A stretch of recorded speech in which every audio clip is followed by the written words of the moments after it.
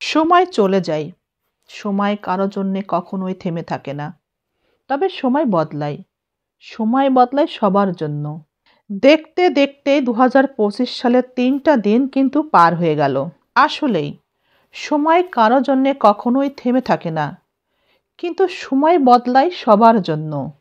আমাদের মধ্যে অধিকাংশ মানুষের অসুখী হওয়ার অন্যতম কারণ হলো অন্যের সাথে আমাদের যা কিছু আছে তা নিয়ে তুলনা করা, লোভ করা, অনেক বেশি লোভ করা এবং আক্ষেপ করা বা আফসোস করা। ওর যেটা আছে সেটা আমার নেই কেন, এই ধরনের আক্ষেপ, কিংবা আমার যেটা আছে তার থেকে ওরটা অনেক বেশি ভালো, এই ধরনের আক্ষেপ আমাদের মধ্যে আছে বলে আমরা অসুখী। উদাহরণ হিসেবে, বাহির থেকে বা মার্কেট থেকে কিছু একটা কিনে যখন বাসায় আসলাম, নিজের হাতের জিনিসটা দেখে আর ভালো লাগছে না অন্য কারো হাতে একটা জিনিস দেখার পর। এই যে তুলনা করলাম, পার্থক্য করলাম, এখান থেকে আমরা নিজেরা অসুখী হতে শুরু করি। কিন্তু আমরা যদি আমাদের যা কিছু আছে তা নিয়ে সন্তুষ্ট থাকি, তবে কিন্তু আমরা অনেক সুখী মানুষ হিসেবে নিজেকে গণ্য করতে পারি, সুখে থাকতে পারি, ভালো থাকতে পারি। চাহিদা কম থাকলেই কিন্তু একজন মানুষ সুখী হয়। যখন আমরা আমাদের মধ্যে আক্ষেপ জমিয়ে রাখি, অন্যের সাথে আমাদের সব কিছুতে তুলনা করতে থাকি, তখন আমাদের মধ্যে কিন্তু অশান্তির সৃষ্টি হয়। এই বিষয়গুলো আমাদের মনের সুখ নষ্ট করে, আমাদের মনের শান্তি নষ্ট করে। আজ আমরা সেই আগের দিনের মতো খুব ছোট কোনো উপহার পেয়ে অথবা কোনো কিছু অর্জন করে আমরা আজ আর কেউই যেন আত্মতৃপ্তি পাই না। আত্মতৃপ্তি কিন্তু তখনই পাওয়া যায়, সফলতাও তখনই আসে, যখন ধৈর্য ধরেই অন্যকে পাশে রাখা সম্ভব হয়। জীবনকে সুন্দর করতে আমাদের সাবধান থাকা উচিত বন্ধুত্ব নির্বাচনের ক্ষেত্রে। কখনোই মূর্খ লোকের সাথে বন্ধুত্ব তৈরি করা ঠিক না, এবং তাদের সাথে তর্কে জড়ানোও ঠিক না। মূর্খ লোকের সাথে যখন আপনি তর্কে জড়াবেন, তখন শত্রুতা তার সাথে বেড়ে যাবে, সে আপনাকে ক্ষতি করতে এক মুহূর্ত ভাববে না। কিন্তু যদি আপনি শিক্ষিত কোনো মানুষের সাথে বন্ধুত্বে জড়ান, তবে তার সাথে তর্কে জড়ানোর পরেও সে কিন্তু আপনাকে ক্ষতি করতে চাইলে অন্তত ২-১ বার ভেবেই সে আপনার দিকে এগিয়ে আসবে। তাই শিক্ষিত লোকের সাথে বন্ধুত্ব তৈরি করা ভালো, তারা ভেবে চিন্তে কাজ করে। কিন্তু মূর্খ লোক যদি একবার আপনার শত্রু হয়ে যায়, সে আপনার কথা দ্বিতীয়বার আর ভাববে না। যে কোনো মানুষের কাছ থেকে পাওয়া অসম্মান, অপমানের জবাবটা অবশ্যই চড় মেরে কিংবা কথার আঘাত দিয়ে দেওয়ার প্রয়োজন পড়ে না। আপনার নীরবতা, আপনার কাজের সফলতা তাদের কথার উপযুক্ত জবাব। তাই সব কিছুতেই চুপ থেকে নীরবে কাজ করে যাওয়াটাই উত্তম। সবাইকে তাই অপমানের জবাবটা চড় মেরে দেওয়া যায় না, যোগ্য কাজের মাধ্যমেই দিতে হয়। জীবনে যতই দুঃখ কষ্ট আসুক না কেন, হাল ছেড়ে দিতে নেই। হাল ছেড়ে দিলেন মানেই হেরে গেলেন। জীবন মানেই উত্থান এবং পতন। আর যারা এই উত্থান পতনে জিতে যায়, তারা এই সমাজে, তারা এই পরিবারে টিকে থাকে, তারাই কিন্তু প্রকৃত মানুষ। অভিনয় করে আসলে জীবনের কোনো কিছুই ধরে রাখা যায় না।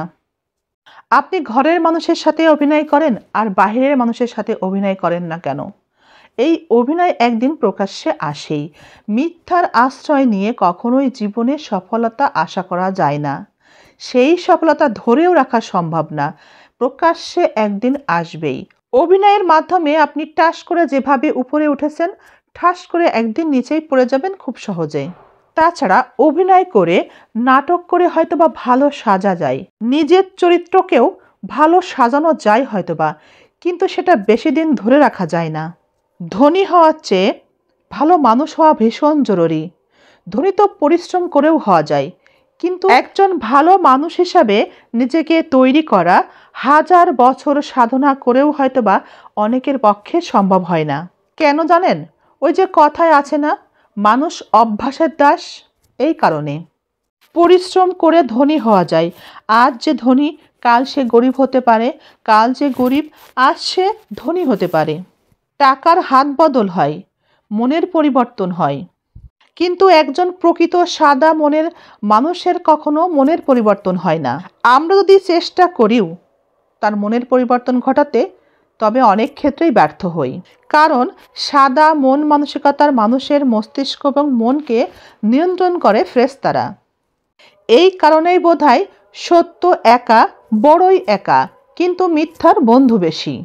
সবশেষে বলে যাই, লাইফে যদি শান্তি চান, জীবনে যদি শান্তি চান, সুখ চান, তবে জীবনের পার্সোনাল বিষয়গুলো কখনো বাহিরে কারোর সাথে শেয়ার করবেন না। নিজের জীবনে বিপদ এড়াতে জীবনের সব কিছু অন্যের সাথে শেয়ার করার কোনো প্রয়োজন নাই। আপনি জীবনে যা উপার্জন করবেন তার থেকে কমে জীবনযাপন করার চেষ্টা করবেন। লোক দেখে লাভ কি? আমরা যে যা উপার্জন করি তার থেকে অনেক বেশি দেখানোর চেষ্টা করি, সবার সামনে সেটাই শো করি। কিছু না থাকলেও আমাদের ভাবখানা থাকে আমাদের অনেক কিছু আছে, অথবা আমাদের যা আছে তার থেকে বেশি দেখানোর চেষ্টা করি। সমাজের কাছে আমাদের মাথা যেন আরেকটু উঁচুতে থাকে, সেই চেষ্টায় আমরা এভাবে করি। নিজের মূল্য বাড়িয়ে রাখি, নিজের দামটা বাড়িয়ে রাখার চেষ্টা করি, ভাবটা বাড়িয়ে রাখি।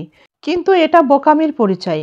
নিজেকে যত বেশি গোপন রাখবেন, যত বেশি প্রকাশ মানুষের সামনে কম করবেন, আপনার ভাব ততই বাড়বে, আপনার প্রতি মানুষের ততই কৌতূহল থাকবে।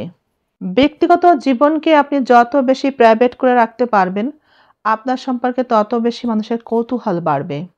আপনার জীবনে বিপদ কম হবে। আপনার জীবনের মুখ্য বিষয়গুলো কেউই জানতে পারবে না। সব শেষে বলবো, বিনা কারণে যখন দেখবেন আপনার শত্রুর সংখ্যা বেড়ে গিয়েছে, তখন আপনি ধরে নেবেন আপনি একজন সফল মানুষ। কারণ ব্যর্থ মানুষকে মানুষ কখনোই হিংসা করে না, মানুষ হিংসা করে সফলতায়।